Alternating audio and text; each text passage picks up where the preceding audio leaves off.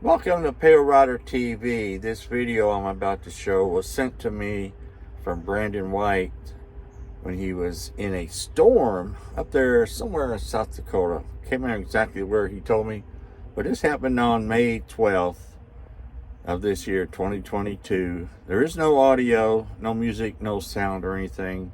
This is captured, I believe, off his dash cam. So watch this video and I'll be back right after.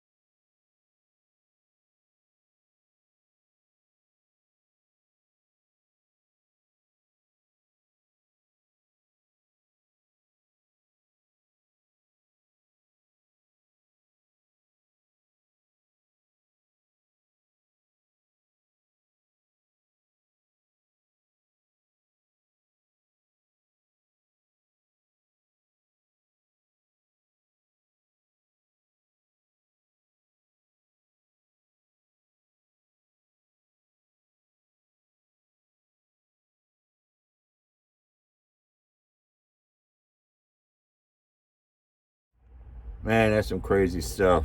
Oh, I had him on my live show Friday night, this past Friday night. So go over there and check the replay, and he'll explain a lot more detail of how he was in the storm, what happened, the aftermath, and all that.